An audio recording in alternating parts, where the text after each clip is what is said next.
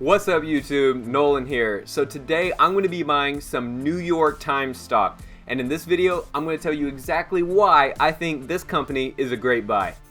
Now guys, if you're new to the channel, I buy a stock every single week and I post a video about it right here on this channel. It's called Stock of the Week, and I tell you exactly why I'm buying the stocks that I'm buying.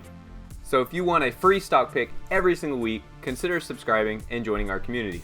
Now guys, the New York Times is of course the publisher of the newspaper by the same name. They're based there in New York City. They have 150 million monthly readers with 130 Pulitzer Prizes in their trophy case and 23 Emmy nominations just this last year. Now guys, of course, about a year ago, the pandemic started, and with the coronavirus pandemic, there was this worldwide shift, or maybe an acceleration in a shift that was already there, and going away from more physical forms of media, physical forms of news, physical forms of entertainment, and shifting towards a digital version of those forms. Now guys, you may be asking, why are you recommending a newspaper that for the vast majority of its lifespan was a physical print version of itself? Why are you recommending the New York Times when the pandemic has shown us that we're shifting towards a digital world? Why now? Why New York Times? And the reason is, guys, because this company, even in this last year, even during the pandemic, has shown incredible resilience in the face of this digital conversion. There is a strength behind this company that makes me personally excited about this company's future. Now guys, the internet is generally believed to have been created around the year 1966, even if it was kind of in its early versions of itself. But if you look at the New York Times, this company was founded way back in 1851. And from 1851, nearly 150 years later, the New York Times started publishing its news on its website, nytimes.com.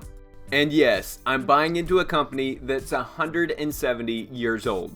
Now guys, it's no secret that the newspaper industry has been in sharp decline over recent years, as people, just like we mentioned before, as we've gone into this digital shift away from more print versions like newspapers. For example, in 2019, newspaper circulation here in the United States was down 9%, and that just continues a trend that's been going on since the 1990s. Yeah, newspapers have been across the board declining since the 1990s. So why, Nolan, are you investing in a newspaper company when it's part of what seems to be a failing industry?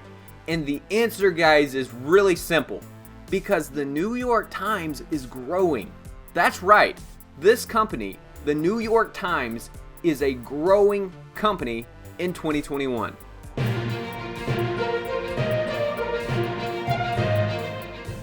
Guys, we interrupt this broadcast to bring you an important news update. This video has been sponsored by the like button. So guys, go ahead, do me a big favor, hit that like button to support the channel, to help out the YouTube algorithm. And guys, I really appreciate it. Also, free stocks down in the description. Open yourself up a Robinhood or a Webull account today and get some free stocks to get started. In spite of a declining industry, the New York Times as a company is actually doing really well here in 2021. Since 2016, revenue is up, operating profits are up, net income is up, and cash on the balance sheets has actually increased. Now guys, this disparity between the New York Times and the rest of the newspaper industry isn't actually a big surprise. If you think about it, the internet has actually expanded the reach of a whole lot of companies. Think about like 100 years ago. 100 years ago, if you wanted to buy a copy of the New York Times, you actually had to get a physical copy of the New York Times, which means that you had to find a place that actually sold copies of the New York Times. Mostly it would be in urban areas, large urban areas. Preferably you'd be in New York City itself if you wanted the quickest access to New York Times. Today that's not the case. Today you can access NY Times on any device, anywhere in the world, providing you have an internet connection. course, the internet has changed the world. It's introduced all kinds of new industries, and with those new industries, a bunch of new companies. And we're not talking about small companies, but of course we're talking about huge companies that are changing the business world. Companies like Amazon and Apple. But there are some older players, some players that have been here a lot longer, that are in older industries, that are also taking advantage of this shift towards the information age. And one of those is the New York Times. And they're using these new resources to push out some of their older competition.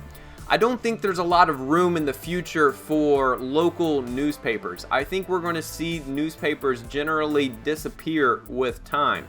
However, I do think that there are going to be some large newspapers that are going to stay on the major stage, some major national, some major international companies that are producing news for the foreseeable future. And one of those, I think, is the New York Times. Not only is it the largest newspaper in New York City, but it's one of the top newspapers in the world.